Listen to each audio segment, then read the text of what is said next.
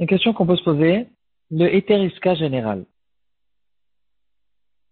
Est-ce qu'il y a une possibilité aujourd'hui de signer sur un hétériska alors que je me trouve pas dans la banque ou dans un endroit où je peux rentrer dans un problème de rubit?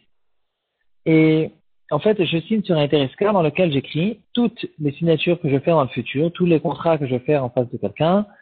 Euh, ils ont qu'à rentrer en fait dans le cadre du hétériska que je signe aujourd'hui, de manière à contourner le problème de ribit. Aujourd'hui, la finance est devenue tellement compliquée qu'on peut rentrer dans un problème de ribit dans beaucoup d'affaires. Ça peut être dans une signature dans la banque, ça peut être dans toutes sortes de commerces, un achat ou une vente d'une maison, peut rentrer dans un problème de hétériska parce qu'il y aura une phrase dans laquelle c'est écrit que s'il retarde le paiement, il devra payer encore une dette. Il devra encore payer un surplus à cause de son retard. Toutes ces phrases-là rentrent dans des grands problèmes de ribit. À cause de ça, on a l'astuce, au fait, du hétériska qui a été inventé il y a quelques centaines d'années, qui, bien sûr, s'est basé sur une sugia mefourgée dans la Gemara. Et on a l'habitude de faire le hétériska qui, au fait, change complètement le ADN même de, de l'affaire que je suis en train de faire. Je n'ai pas en face de moi une dette, c'est pas un prêt, c'est plutôt un chiffre d'affaires, un commerce que je fais en, en associé avec cette personne. Il faut en général comprendre le Tereska, comment il marche et ne pas signer sans rien comprendre. En tout cas, c'est pas ce que je suis en train ce que je suis intéressé de vérifier aujourd'hui. Est-ce qu'il y a une possibilité de faire un Tereska général qui va au fait rentrer toutes les signatures que je vais faire dans le futur, dans le Tereska que je suis en train de faire aujourd'hui, après que j'ai bien montré et j'ai signé sur un papier sur lequel je suis intéressé que toutes les affaires que je vais faire, ils soient soumises au Tereska que je signe aujourd'hui. C'est possible ou c'est impossible? Déjà, dans le premier daf de notre Masechet, on a vu une règle générale qui dit Kol haose al dat rishona haose. C'est-à-dire, une personne qui fait plusieurs actions consécutives, et puis ces actions ont besoin d'avoir une certaine intention. Si la première action a été faite avec telle et telle intention, et les autres actions d'après, elles n'ont pas eu d'intention, alors j'ai la possibilité de dire que, en général, une personne qui a eu une certaine intention, tant qu'il n'a pas eu une intention inverse, tant qu'il n'a pas eu une pensée contraire, qui va en fait déraciner la première, alors il a dans son subconscient une envie de continuer l'intention qu'il a eue depuis le début. Ça peut être par exemple quelqu'un qui fait des tzitzit. On a vu l'exemple dans le shiur d'avant. Plusieurs choses que aujourd'hui aussi on connaît qu'il faut avoir une certaine intention. Je fais mon tzitzit, je rentre les fils dans le trou et je dis les shem et tzitzit parce que j'ai besoin de le dire. Et ensuite, j'ai pris un verre de café, je suis revenu, j'ai continué mon titit et j'ai oublié de dire est-ce que ça marche ou bien non. Peut-être le deuxième titit que j'ai mis, il n'a pas eu forcément l'intention de l'échelle mitzvah titit. Et là, on retrouve cette règle qui dit puisque le premier tu l'as fait l'échelle mitzvah titit, alors le deuxième aussi, tant que tu n'as pas une pensée contraire, ça peut marcher. Donc, à vue halakha, on préfère bien sûr dire tout le temps l'échelle mitzvah titit. Et il faut au fait savoir si c'est le lendemain, par exemple, ou bien si c'est plus qu'un verre de café, je suis parti, j'ai fait un tour et j'ai changé de sujet, est-ce que ça marche aussi? Est-ce que dans ce cas-là, on dit aussi qu'on l'a aussi à la trichona aussi, et ça dépendra exactement de ce qu'on va voir en fait aujourd'hui. Donc là, on revient à notre règle générale. Quelqu'un qui fait plusieurs actions, il a une intention en général de continuer la première intention qu'il a eue au début. Dans notre suga, en fait, même à la Moudbet, on retrouve aussi cette phrase et on apprend un exemple du Kohen qui a eu une mauvaise intention lorsqu'il a approché une offrande de mincha. Et comme dans les korbanot, il y a les 4 services principaux qui vont former le korban. Dans la mincha aussi, il y a 4 services qui sont parallèles. Et ce Kohen, il a eu une mauvaise intention lorsqu'il a fait la kmitza de cette mincha. Et ensuite, lorsqu'il a posé sur le misbéach, il s'est tué. Alors on dit que non seulement la Kmita, elle a un problème de pégoule, mais même ensuite, il y a aussi un problème de pégoule parce que justement à cause de cette règle, Kol haotse al da'at rishono haotse, la fausse intention qu'il a eue au début, elle continue aussi pour le reste des services. Revenons à notre question. Il y a à peu près 100 ans, il y a le Admour de Lublin, Rabbi Alter Ezriel Meir Eger. C'est un des descendants de Rabbi Akiva Eger, le petit-fils de Rabbi Akiva Eger, il est devenu chassid. Ça a fait toute une histoire, mais finalement, c'est devenu des grands Admourim. Et un de ses descendants, il est venu avec une idée un peu révolutionnaire, une nouvelle idée. Il propose au Gdolé Hador cette idée spéciale de Héteriska général.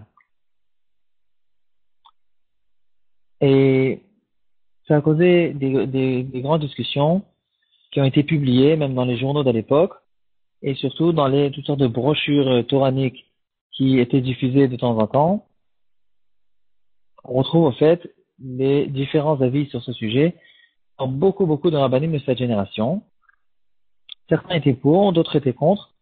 Finalement, quelques des rabbanim de Pologne, comme Rabbi Leo Kletskin, Rabbi Meir Arik, le Rav Angil et le plus connu, l'Admour de Gour le Imrehemet, ils ont reçu partiellement cette idée. Ils ont donné quelques corrections à entrer dans cette chose-là. Et finalement, cette idée, elle est restée un peu en l'air. Elle n'a pas été publiée. Elle n'a pas en fait été diffusée à la Khalemassé. Mais c'est intéressant en fait de reconnaître une des preuves qui a été ramenée sur ce sujet, c'est justement notre question. Ceux qui voulaient dire que ça marche, ils disaient, on a vu dans notre sugia une règle qui dit que c'est quelqu'un qui fait quelque chose, alors c'est la première pensée qu'il a eue qui va être valable. Donc ici aussi, si aujourd'hui j'ai dévoilé mes pensées que je suis intéressé que tout ce qui va être fait dans le futur, ce sera soumis au Héteriska, alors ensuite, quand je fais une signature devant la banque, cette signature sera soumise au Héteriska après que j'ai signé clairement, il y a 1 an ou 10 ans, sur le fait que je suis intéressé que tout soit soumis au Héteriska. C'est un petit peu l'idée qui se cache derrière on fait tout un osar lorsqu'on fait Atarat Nedarim et Rev Rosh Hashanah ou Rev Yom Kippur. Et il y a le Atarat Nedarim sur le passé, et ensuite on dit tout un paragraphe sur le futur. Je dévoile mes pensées devant les Dayanim, Mumchim qui se trouvent devant moi, que toutes les actions que je fais dans le futur, les actions, les pensées, etc., que tout soit soumis à la Avodat Hashem, mais je ne suis pas intéressé d'avoir des mauvaises pensées, que toutes ces pensées soient annulées, etc. Je dévoile mes pensées que je suis intéressé que vraiment tout ce que je fais, ce soit vraiment dans la Avodat Hashem. Rav Aaron Kotler, dans son livre Mishnat Aaron, il dit qu'il y a des grandes différences entre le sujet du Héteriska général et notre Suga. Il dit comme ça.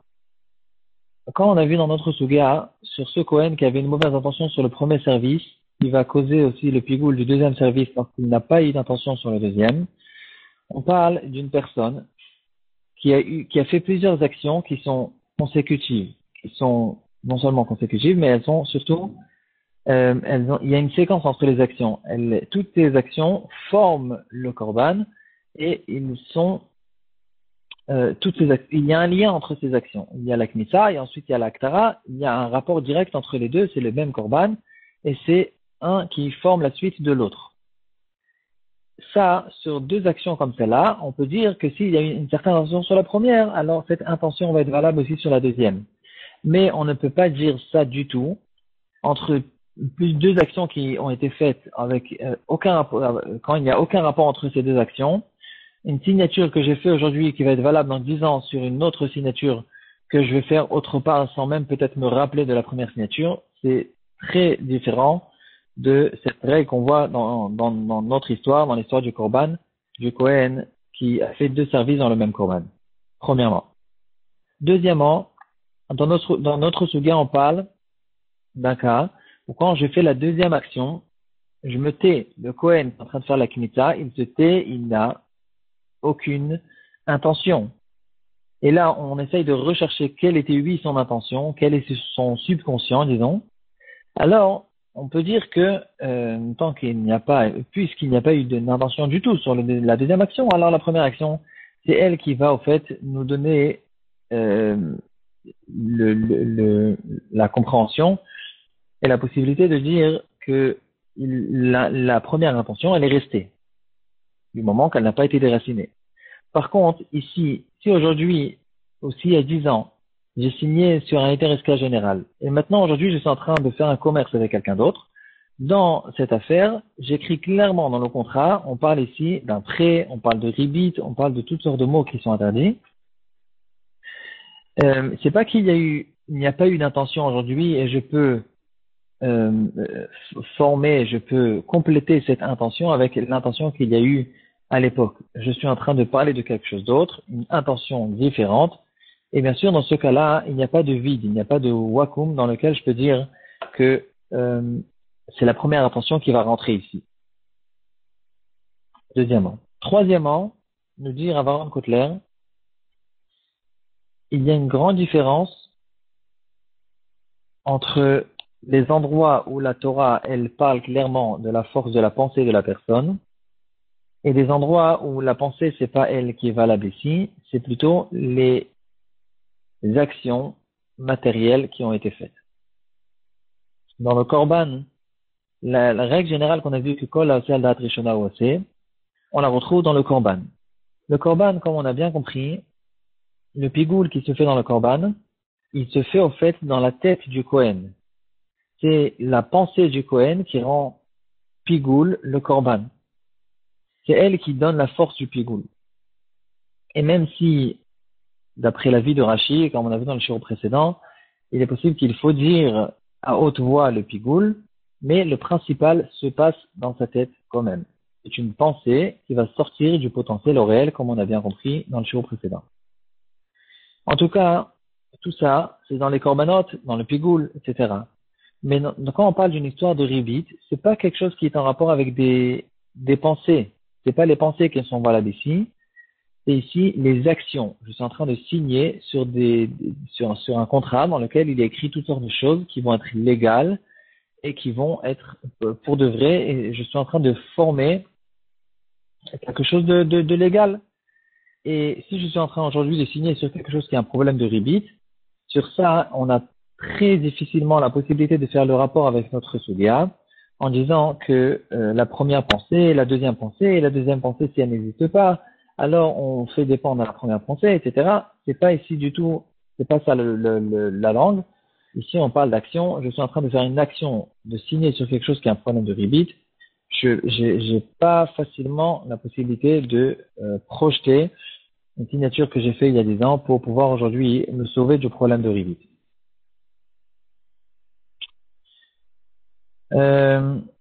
À cause de, bon, finalement, ici c'est ça le parallèle que certains poskim avaient été intéressés de faire entre notre sugya et la sugya c'est en fait ce sujet, cette invention de Eter Iska général pour le futur. Aujourd'hui, c'est quelque chose qui est revenu un petit peu dans les quelques dernières années. Il y a un grand rav qui s'appelle Rav Vind et qui a fait autour de lui énormément de Zikouï Arabim sur ce sujet de ribit. Il y a des livres, il a énormément, des centaines et des centaines d'élèves qu'il a formé, en fait, avec des mifranim qu'il fait toutes sortes d'interrogations et des rabbanim de ribit qu'il a formé en dessous de lui. Et lui, il a aussi fait ce Eteriska qu'il a dit. Je suis certain qu'il a vu tout ce qu'il fallait voir sur ce sujet. Il a dû faire sûrement aussi quelques corrections. Apparemment, les rabbanim ont été d'accord avec lui, au moins pour sauver certaines personnes qui, sans le savoir, rentrent certaines fois dans des problèmes de ribit. Et il a fait un Eteriska général qui existe aujourd'hui. Celui qui veut, il peut le chercher, faire une recherche informatique. Brit Pinchas, il s'appelle. Et là-bas, on peut signer sur un Eteriska général. C'est possible que ça marche. C'est possible qu'il l'a fait pour quand même sauver un maximum pour les poskim qui pensent que ça peut marcher, mais quand même, on a compris qu'il y a une différence entre notre suga et la signature qu'on est en train de faire sur ce sujet de Eteriska général.